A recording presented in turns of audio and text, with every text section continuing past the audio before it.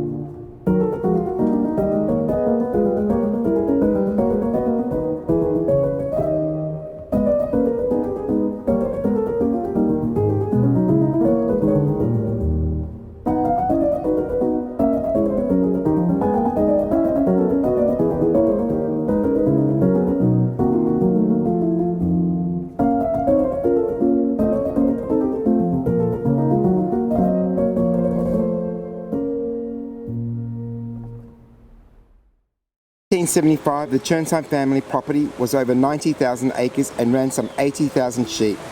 In common with most large 19th century pastoral properties, Werribee Park was mainly self-sufficient and maintained a significant workforce on the property. The farm was the centre for the activity. Once supporting a great number of buildings, those that remain, including the homestead, men's hut, ration hut, stable complex and implement shed, continued to reflect 19th century station life. In 1896, the Werribee Express commented that the buildings surrounding the mansion form quite a township, and the telephone communication is laid into the railway station and to the police station. The riverine area, with the original bluestone ford crossing with Werribee River and remnant native vegetation, provide a stark contrast to the formal gardens and historical glimpse into the changing landscapes of Werribee Park. We're back at Werribee Park, and this time we're at the original Chirnside homestead, which was built in 1865 in bluestone behind me. So, Peter, it would have been quite an impressive home for it in its heyday. It's a lovely example of early Victorian architecture, and Melbourne has turned on a beautiful day. So whilst they were living in this house, in 1874 they began construction on the Werribee Mansion. But anyway, we're going to have a little walk around here and show some of the other buildings, and so come along with us.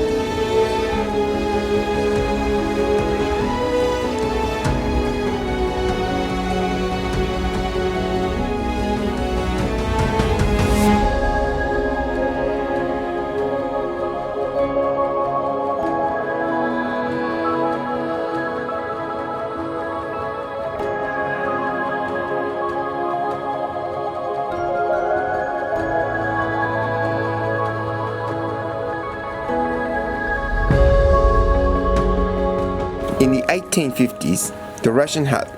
This structure is thought to be the central point for the storage, supplies and distribution of rations to the workers.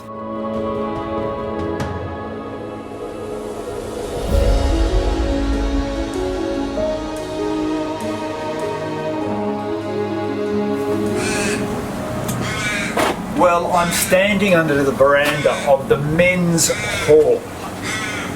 I reckon some pretty good activity was happening here back in the late 1800s. I mean, the men were mustering, there was the rabbiteering, there was the shearing, there was all sorts of men things happening at those times. So if you were unmarried, you'd be here, but if you were married, I think you would actually have the more warmth and comfort of the larger house. That's my story, and I'm sticking to it. The blacksmith shops was built in the 1880s and was essential to the operation of the 19th century pastoral property.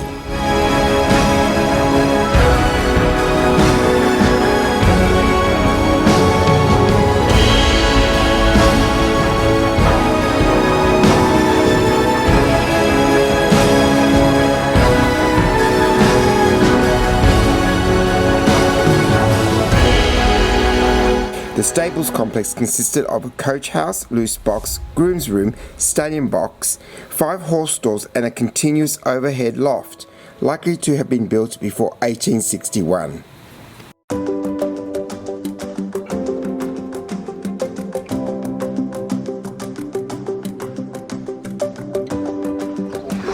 We've just come across the implement shed. Most unusual compared to the other buildings because it was built in red bricks, Blackburn bricks. So it was built around about 1900. So basically to store equipment. We're at Bellinger's house, built in the 1860s. Another little bluestone cottage, used for multiple uses. Probably they started off here and it got broader and broader as they built other new buildings and moved around a bit. And it was a multi-purpose house where a number of people lived in over the years, but it was just a transitional arrangement before you got something bigger over there, something bigger over there, and then when you're really lucky, you got the big place over there. I won't say anything, but I've got a shout out to do. Move out of the way, please, Mr. SELAR. A nice big shout out to Jill and Nicholas, Generation Explorers, for Gate of the Week! Yay! Gate of the Week! Oh, it's stuck!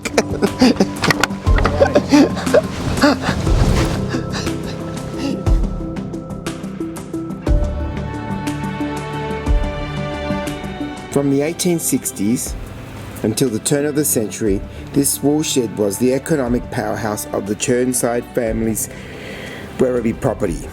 Built in 1861, this building originally hosted the volunteer military used to defend the British colony in Victoria.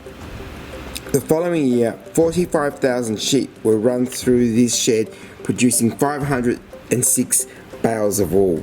In 1863, in spite of the 23 shearers working day and night, only 23 bales of wool were collected, a result of bad weather throughout the year.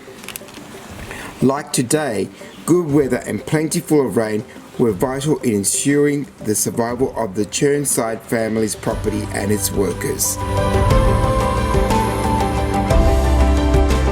You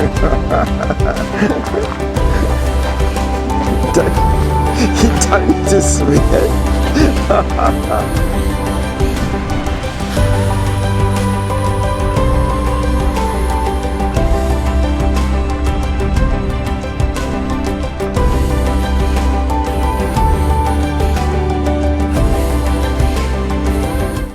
We are at the Victoria State Rose Garden, which was opened up in 1986.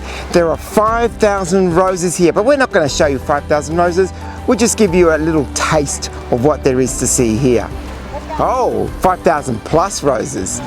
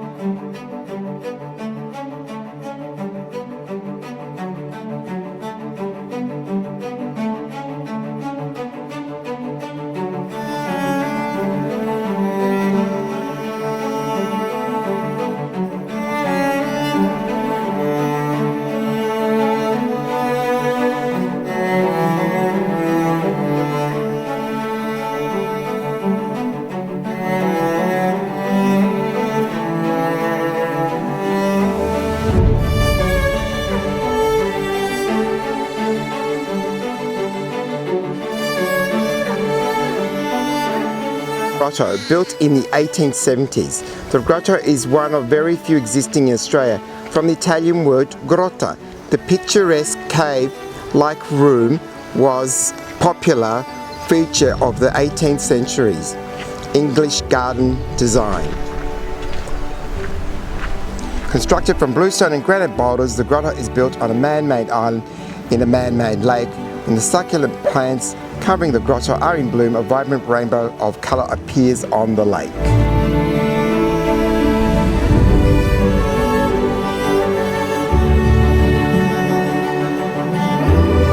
We've come to the end of our walk around the Werribee Mansion Park, showing you the rose garden and some of the old buildings apart from the mansion, which we showed you on our last adventure.